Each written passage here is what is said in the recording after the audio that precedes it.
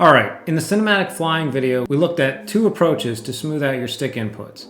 One was by using the low pass filters in the receivers tab, which is very similar to the dynamic rates in Emu Flight.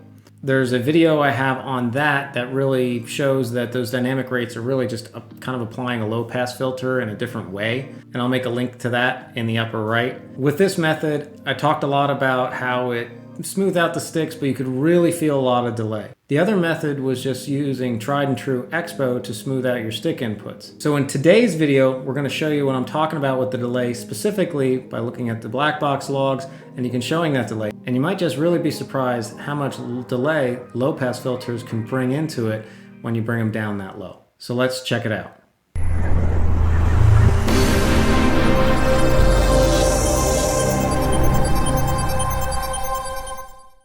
Okay, so what I have here is two logs, and the first one I have here is with the receivers tab low pass filter set to 5 Hertz. So I can go in here and verify that by it says biquad for the input type, and then you can see I have the low pass filter here at 5 Hertz. So really the input filter is the one we're really focused on. That's the one that actually matters on the stick inputs. The derivative is the rate of change of the sticks. That's a feed forward thing. We're not even using feed forward at all. So that just doesn't matter at all.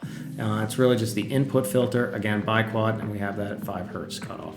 Now keeping in mind that if the filter's at a higher cutoff, so say 10, it would be half this delay. If it's at twice that, 20, it'd be a quarter of the delay, things of that nature. So you can obviously raise up the low pass filter, but then your signal's not smoothed out as much either.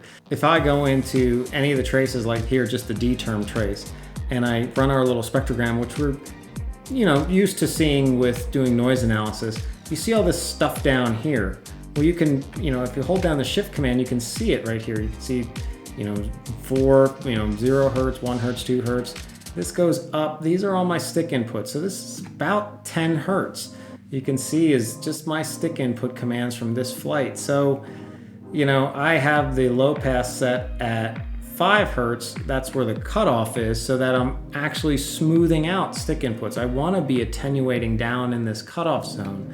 So anywhere from 1 to 10 Hertz, you're going to actually smooth out your stick inputs. Some people do set their cutoffs down to like 15, 20, so they can have really smooth signals for like the feed forward commands. They have really high feed forward values, which that makes sense. That's 15 Hertz above, and then you get some of this jittery motion up here in your RX signal that can really screw up feed forward, but they're not looking to smooth out their stick inputs. Stick input smoothing is, again, down below 10 Hertz.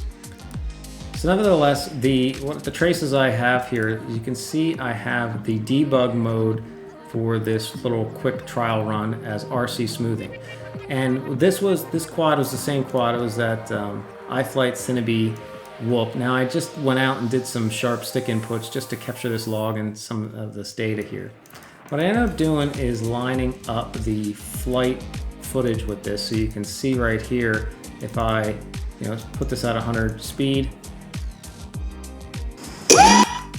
and then go ahead and play this, you'll see as soon as the arming tag comes through here, you'll hear the motor spin up. And how I line that up, honestly, is I just bring this down to 10 speed, and then go ahead and line it up that way. As soon as you see the arming tag, and just listen for the noise, and you can line them up with the logging. Okay, so those two things are lined up.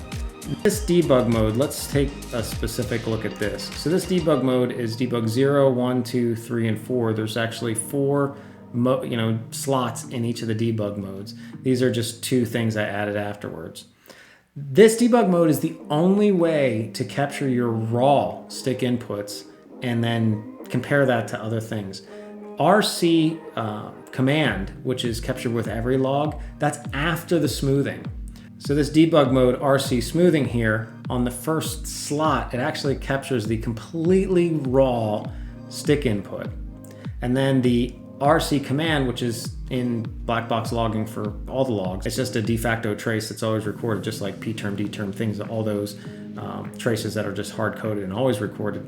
This is after the filtering. So this is before any filtering in the receivers tab. This is after any filtering in the receivers tab, and then set put is after your rates are applied. So we can see all 3 positions.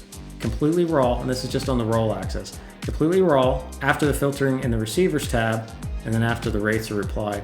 And the set point is, that's what the difference is. You know, the set point, the difference between RC command and set point is, this is without rates, this is with rates.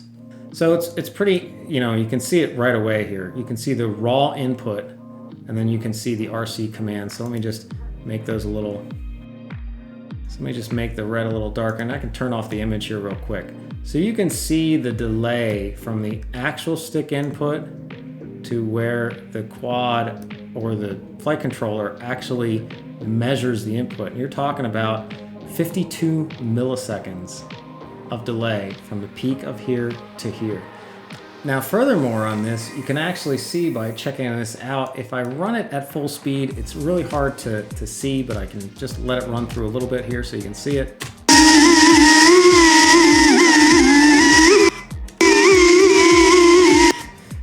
Honestly, it's a little too fast to see that, so what I really want to do is bring this down to like 10 speed. And it's even more delay than that, because you got to remember, just because the sticks start to move doesn't mean the quad is registering that movement. So you can see from a couple spots here, you can really look at the gyro trace. You know, I move up to this spot right here where I'm at my full stick deflection, at least for this move. I'm not full all the way to stick, but I've come up to a spot where I've kind of flatlined it. And then if I measure that point to where the gyro actually gets to that full rotational speed, we're talking about 100 milliseconds of delay. So the quad has another 50 milliseconds on top of the 50 it's delaying just the RX input. So you can see it's a lot more than meets the eye when it comes to this stuff, and that's what I was feeling when I was trying to demonstrate that. So letting this play through, you can actually see, you know, when that stick input is coming, and then there's when you can start to actually see the full rotation. So the stick input's there, there, then you see the full rotation. There, then you see the full rotation. So it's pretty dampened, pretty dull now. It does, you know, add some smoothing here. You can see that the RC signal here, this is another good point. You can see in some spots here, you get overshooting. So that's another good point with filtering. And right here, you can see the red lines, okay? The red lines right here, but the filter response actually gives it some overshoot. So you can see the stick inputs overshoot past, come back down, settle, and then, you know, my sticks actually go this way and then go back up. So it's following that. But there's some other spots here where you see a little bit of overshooting here and there. So that's another kind of down draw with using filtering or again, the dynamic rates and EMU flight to smooth out your sticks. Okay, so in this next log, you can see I have the biquad filter yet on input, but I just have it set to auto. So it's moving that low pass filter. It's auto detecting the frame rate from the DJI unit, which is pretty quick. So it's moving that low pass filter all the way up to 90 Hertz, which is really high. Like for R9, it's down at like 40 Hertz, something of that nature. So 90 Hertz, you can see the frame rate on DJI is about 5 milliseconds. So it's beating Crossfire. It's not as fast as Ghost, but it's, you know, Crossfire is 6.67 milliseconds. DJI is, varies a little bit, but it's around 5 milliseconds. You can see here is the average frame rate for it. 90 Hertz cutoff, biquad the same. And then here I have the Expo set. And so let's take a look at that and see what these graphs look like. So again, lined everything up, same method for using the inputs. Now, here it's kind of throws you off a little bit when you look at these graphs, because you're like, well, you don't have all the same graphs shown up, but no, there is no major delay anymore. So you have your RC input, that's the raw input, and then you have the RC command, so that's after the filtering, and it's, you know, there's no huge delay between the two. If we zoom in on this, you can kind of see the point. The actual point of the RC filters that are in Betaflight is to smooth off these steps. So you can see the raw input Let me make this trace bigger so you can see a little bit more of it. So when you look just at this red line here and then the RC command, you can see the filters in the receivers tab. The pure intent is that when your frames come in from your transmitter, all transmitters, they are stair steps. And the point of the RC filters is to smooth out those stair steps so you can have a little bit more smoother commands to your PID loop. And instead of the stair steps, you get this nice smoother line here. Now it's always going to be delayed about the same as your frame rate, since you have 5 millisecond steps. Here you can see this frame comes in, the gap between where the signal says to get up to 1686, if I measure over to where it actually gets to 1686 or 1680, almost there, 1685, it's about 4 milliseconds, 5 milliseconds, because it's always delayed about 1 frame. So that's your first pro tip right there. If you really wanted to not have that part, that smoothness for the RC signal coming in, and that affects like the P term, and that's about it, really just the P term. You could actually change this to manual and then take this value here and set it really high. You could set this to, for example, PT1, maybe set this to like 800 Hertz, and you're not gonna get any smoothing of your RC signal. So this blue line would match this red line then, and you're not gonna lose that 5 milliseconds right there. It's not actually gonna cause that much issue because a lot of the smoothing, it comes into play with feed forward. That's where you need a smoother signal. But in this scenario, this RC input here is not driving feed forward. Feed forward is driven by your derivative of the RC signal coming in. So let's talk about that next. So again, what you will see though is that your P term will jump. So instead of like having the P term ramp up, the P term will be like kind of stair steps, because the P term's the difference between the gyro and the set point. Well, your set point's going to have stair steps, so then your P term's going to have stair steps, and then your motor commands are going to have some stair steps. So you see it's going to kind of ripple through the PID loop. It will be okay though. It wouldn't be a problem. I mean, KISS doesn't do any RC smoothing whatsoever. They don't have feed forward either, but they do have a lot of oscillations on the motor commands. So I don't know, 6 one half and it does the other. It's your quad. Each their own, choose what you want to do, but hopefully with this you can kind of have a little bit more depth and understanding of what's going on there. Now we just talked about feed forward. When you look at the other two debug traces, these traces show the derivative of the RC signal, and the derivative is just a fancy word for a measurement of the magnitude of the rate of change, or the measurement of the magnitude of the slope. So the steeper this line is, the higher this will peak up. And that's what feed forward is. It's a boost based on how fast you're moving the sticks. If you move the sticks faster, the height of this line, this will climb quicker, and then the height of that will be ultimately higher as well. So the faster the stick movements, this derivative, this RC derivative, and then this is smoothed out, is what goes into feed forward. I have to double check, but I believe feed forward just takes this and applies a gain boost to it for this smooth derivative right here. Again, that's what this smoothing is down here, this derivative cutoff, derivative filter type. So again, this is, you can set that to manual and set that to whatever you want it to be. It's automatically set, based on the frame rate by the flight controller. So all this stuff is automatic unless you really want to get into the weeds on it. This derivative cutoff type and derivative filter type, again, you have off, PT1 biquad auto. That is all just for the derivative. So if you're not using feed forward, this stuff doesn't matter. If you are using feed forward, then this stuff does matter. This is the feed forward part of it. This is just the set point for like the P term kind of part of it. And obviously up here, this is roll, pitch, yaw, throttle. So you have different variants here. You can just smooth roll pitch, you can smooth roll pitch yaw, you can blah, blah, blah, blah, blah. So you can see the different options you have here. If you ultimately wanted to turn off smoothing whatsoever for everything, you can always set this to interpolation, which is the old smoothing method. I have a video on that. I'll link a link to that in the upper right as well.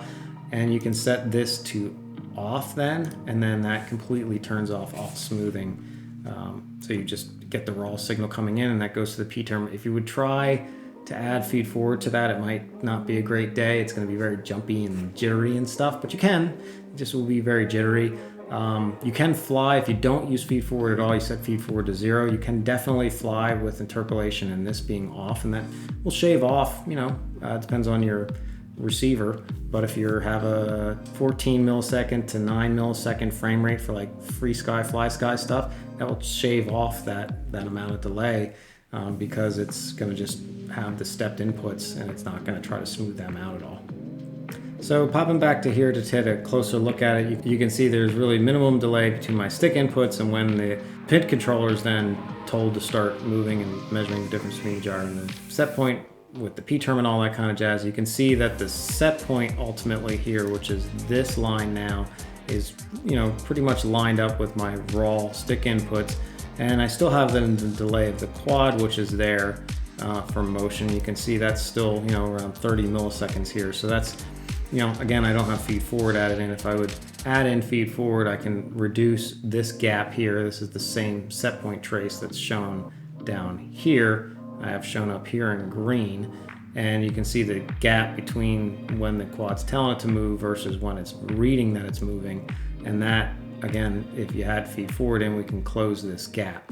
The reason this gap exists is because it's just a standard PID controller, no FeedForward, so the P-term doesn't start to push until you get PID error, and then obviously it's a Cinewhoop as well, so the power to weight ratio is not that great. And in this one, when you look at the movements, if we compare the set point from the previous to this one, they're going to be about the same. We're not going to have any overshooting in this because there's no filter goofiness going on there.